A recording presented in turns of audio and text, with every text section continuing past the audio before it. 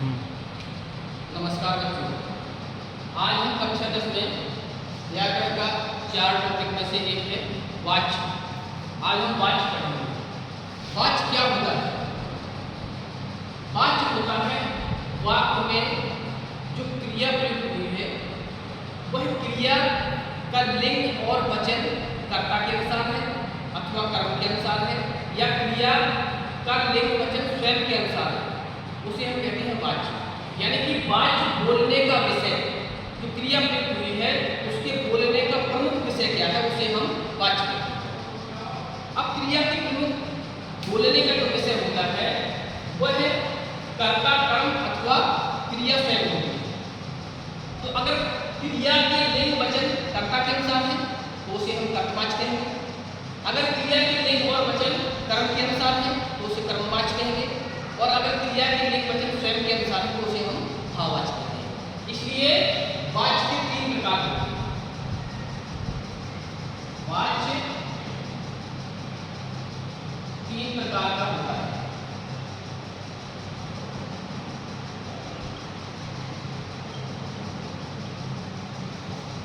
Number 1 है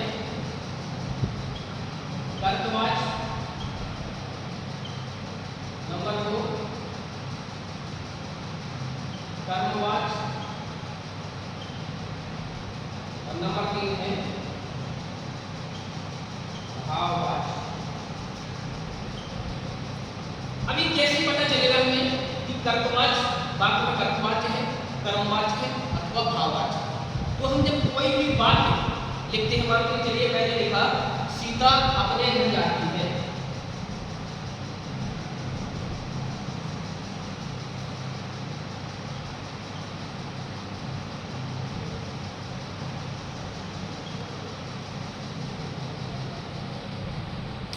यह साधारण वाक्य, सरल वाक्य विषय में। अब इसमें हमें जानना है कि जो क्रिया हुई है जाति, क्रिया जाति में क्रिया है, यह क्रिया अपने अनुसार है, कर्म के अनुसार है अथवा कर्ता के अनुसार है। तो जाति है, जाति कौन है? सीता। तो सीता हो गया इस वाक्य का कर्ता। कहाँ जाती है? घर। तो घर हो गया इस वाक्य का कर्म। अब इसके अलावा जो भी शब्द आते हैं, जो भी पद आते हैं, उनसे हमें कोई छेड़छाड़ नहीं करनी होती। वाच्य में हमें केवल 3 चीजों को लेना होता है, क्रिया, कर्म और कर्ता। बाकी जितने भी पद आते हैं वो हम ज्यों के त्यों रख देते हैं वाक्य में, उनसे हमें कोई लेना देना नहीं होता है। ठीक है। अब अगर हमें ये जानना है कि क्रिया क्या है, ये वर्तमान कालिक क्रिया है, स्त्रीलिंग है, एकवचन है। अब यहाँ पर स्त्रीलिंग, एकवचन, प्रथम पुरुष, वर्तमान काल की क्रिया है। तो यहाँ पर सीता क्या है? सीता है कर्ता। अब कर्ता भी स्त्रीलिंग, एकवचन, प्रथम पुरुष है, क्रिया भी स्त्रीलिंग, एकवचन, प्रथम पुरुष है। तो इसका मतलब है कि जो कर्ता के अनुसार ही क्रिया आई। क्यों? क्योंकि घर के अनुसार अगर आई होती तो घर प्रथम पुरुष पुल्लिंग एकवचन, इसलिए घर के अनुसार क्रिया नहीं। अगर हमें और जानना है कि घर के अनुसार है या नहीं, तो हम घर की सीता की जगह कर देंगे राम।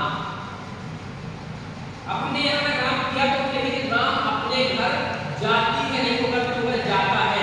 इसका मतलब है कि राम के अनुसार कर्ता के अनुसार ही किया है, क्योंकि राम यहाँ बोलेंगे, यहाँ सीता लिखेंगे।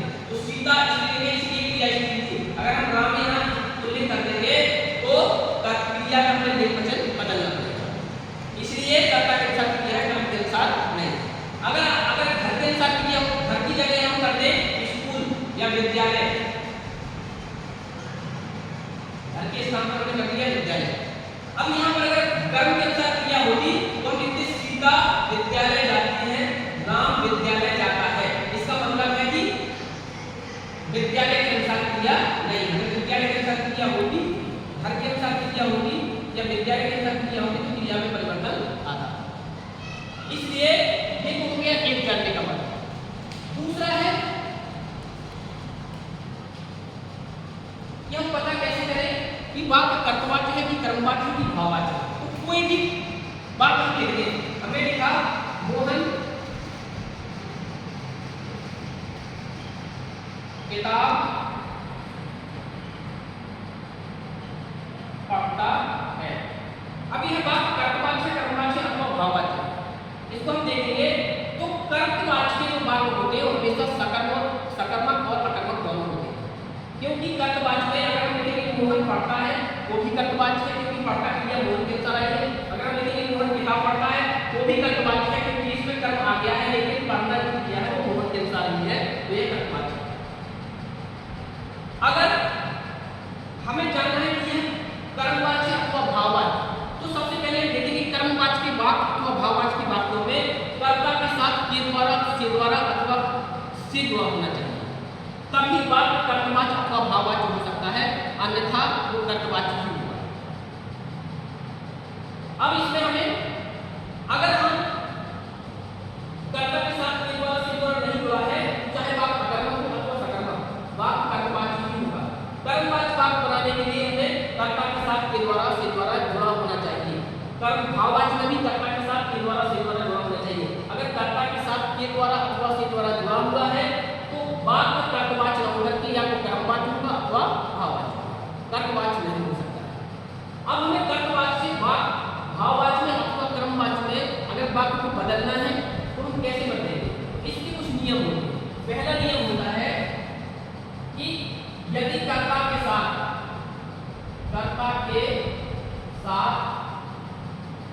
विभक्ति चिन्ह है,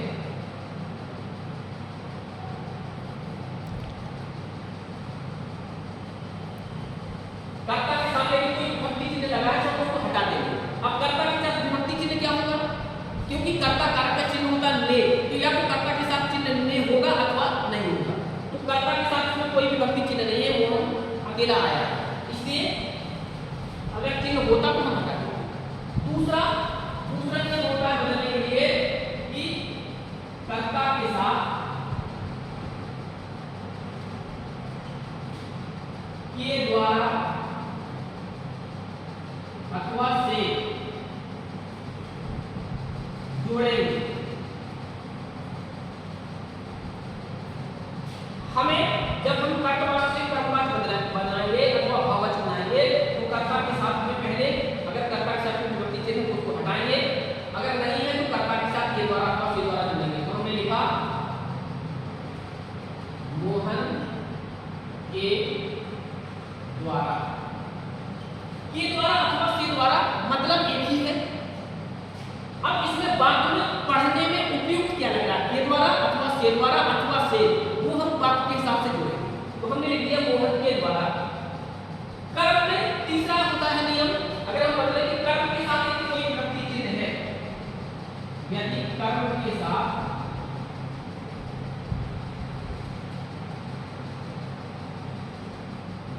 विभक्ति चिन्ह है तो हटा देंगे। अब कर्म का विभक्ति चिन्ह क्या होता है? क्योंकि कर्म कारक का चिन्ह होता है को, अगर कर्म के साथ विभक्ति चिन्ह लगा होगा तो उसमें को लगा होगा। अब मैं एक बात और जानकारी के लिए कि कर्म में हमेशा प्राणीवाचक संज्ञाओं में ही को चिन्ह लगता है, अप्राणीवाचक संज्ञाओं में चिन्ह नहीं लगता। अब जैसे किताब है, किताब कर्म है लेकिन यह अप्राणीवाचक है। किताब है, मेज है, कुर्सी है, पंखा है, पेन है, पेंसिल, ये सारे की सारे जो है ये अप्राणीवाचक है। अगर यहाँ पर प्राणीवाचक का मतलब है बच्चा, कुत्ता, माता, इस प्रकार के अगर शब्द होते तो कर्म के साथ विभक्ति चिन्ह आता है, अन्यथा नहीं आता है। तो किताब के साथ कोई विभक्ति चिन्ह नहीं है, इसलिए कोई बात नहीं, किताब को हम ज्यों का चिन्ह रखते हैं। अगर विभक्ति चिन्ह होता तो हटा देते, नहीं है किताब को हमने जोड़ा किताब। अब अगला होता है, चौथा नियम है कि मुख्य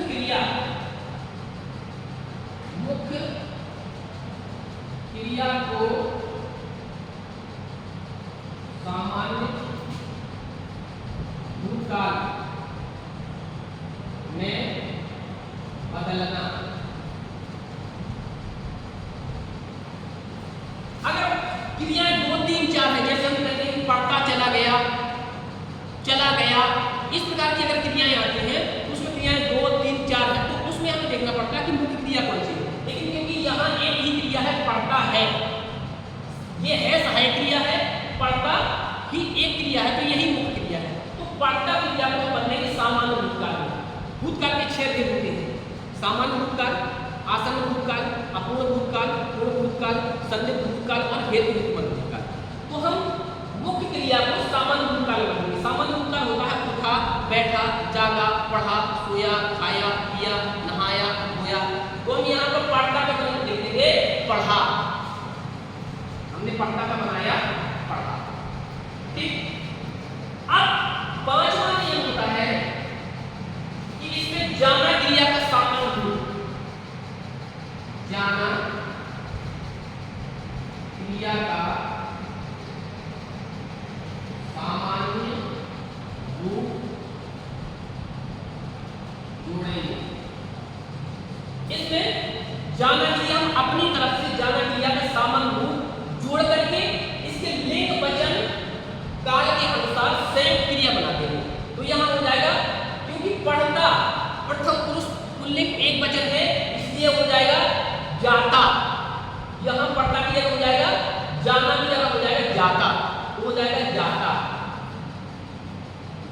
और है जो लिखा था वो है हम जो करके लिख देंगे, था होगा तो था जो लिख देंगे, इसमें हम कोई छेड़छाड़ नहीं करेंगे, तो हम लिख दिया जाता। अब ये हो गया मोहन के द्वारा किताब पढ़ा जाता है। अब देखिए यहां क्रिया हो गई पढ़ा जाता। मोहन क्योंकि पढ़ता है, क्रिया किसके अनुसार थी? मोहन के अनुसार थी। इसलिए मोहन था क्या? पुल्लिंग, इसलिए यहां पर जाता था। लेकिन क्योंकि किताब स्त्रीलिंग, यहां इसकी गड़बड़ हो रहा है, मोहन के द्वारा किताब पढ़ा जाता। तो क्योंकि किताब स्त्रीलिंग है, अब ये जब कर्मवाचक बनेगा तो कर्म है स्त्रीलिंग, तो यहां पर सामान्य भूतकाल में पढ़ा नहीं हो जाएगा पढ़ी, इसलिए हमने कर दिया यहां पर पढ़ी। और जब यहां पढ़ी है तो इसके लिंग वचन के अंदर यही क्रिया लगाएंगे, यहां हो जाएगा जाती, तो ये रहेगा मोहन के द्वारा किताब पढ़ी जाती है। ये हो गया आपका कर्मवाचक। अगर ये इस बात में कर्म ना होता तो यह भाववाचक बन जाता। इस बात में कर्म है इसलिए कर्मवाचक बन गया। क्यों? क्योंकि कर्मवाचक के बाद अकर्मक और सकर्मक दोनों होते हैं। कर्मवाचक के बाद केवल सकर्मक होते हैं, अकर्मक वाक्य कर्मवाचक नहीं बन सकता। और भाववाचक के बाद केवल अकर्मक होते हैं, क्योंकि कर्ता और कर्म के रहते हुए कभी क्रिया प्रधान नहीं हो सकती। इसलिए अगर हमें भाववाचक बनाना है तो कर्ता को हमें गौण करना पड़ेगा, अर्थात कर्ता के साथ के द्वारा से द्वारा लगाएंगे। जब किसी भी कर्ता के साथ के द्वारा अथवा से द्वारा लगाया जाता है तो कर्ता गुण हो जाता है, यानी कि कर्ण के रूप में आ जाता है, साधन के रूप में आ जाता है, साधन के द्वारा साधन की जैसा काम करने लगता है। और वाक्य में अगर कर्म है नहीं तो फिर क्रिया प्रधान हो जाती है, इसलिए उसे कहते हैं भाववाचक। अब यहाँ पर अगर हमें भाववाचक का वाक्य बनाना है तो हमें अकर्मक वाक्य लेना होगा। मान लीजिए चलिए हमने ये लिया मोहन पढ़ता है, मोहन पढ़ता है, यह बात अकर्मक वाक्य। इसको अगर हम बदलेंगे, नियम बदलने के यही है बिल्कुल, तो भाववाचक बनेगा।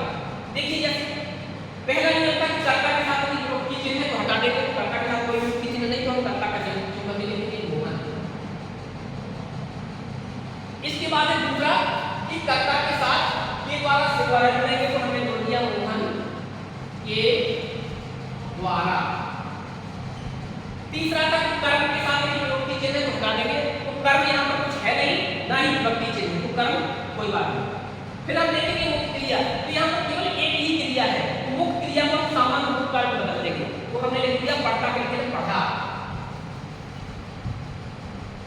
अब जाना क्रिया का सामान्य रूप जोड़ करके संयुक्त क्रिया हम बनाना है इसके लिंग वचन और काल के अनुसार। तो इसका लिंग वचन काल है प्रथम पुरुष पुल्लिंग और एक वचन। तो इसी प्रकार से हम जाना क्रिया का जोड़ेंगे, प्रथम पुरुष पुल्लिंग एक वचन, तो यहाँ हो जाएगा जाता। और है को हम जो करके देखते हैं, है हमने जो करके लिख दिया। तो ये हो गया मोहन के द्वारा पढ़ा जाता है। यह क्योंकि इस बात में कर्म नहीं है, कर्ता हमने गुण कर दिया, कर्म है नहीं इसलिए क्रिया प्रधान हो गई, इसलिए ये वाक्य हो गया भाववाचक, यह हो गया कर्मवाचक। अब जब हम कर्मवाचक से हमने कर्मवाचक अथवा भाववाचक बदला तो हमने ये नियम हमें याद करने पड़ेंगे। और जब हम कर्मवाचक अथवा भाववाचक से कर्तवाचक बदलेंगे तब हमें इसी का जस्ट उल्टा करना पड़ेगा, जो जो हमने जोड़ा है उसको हम हटा देंगे। तो इस प्रकार से वाचक परिवर्तन होगा, यानी कि कर्तवाचक के वाक्य जो होते हैं वो सकर्मक और अकर्मक दोनों होते हैं, ये हमें ध्यान रखना पड़ेगा। कर्मवाचक वाक्य जो होते हैं वो केवल अकर्मक होते हैं, क्योंकि कर्म के बगैर अगर वाक्य में कर्म ही नहीं होगा तो वाक्य कर्मवाच्य नहीं हो सकता है। इसलिए कर्मवाचक वाक्य हमेशा सकर्मक होते हैं और भाववाचक वाक्य हमेशा अकर्मक होते हैं, क्योंकि अगर कर्म होगा तो कर्म के रहते हुए क्रिया प्रधान नहीं हो सकती। इसलिए भाववाचक वाक्य हमेशा अकर्मक होते हैं, कर्मवाचक वाक्य हमेशा सकर्मक होते हैं और कर्मवाचक वाक्य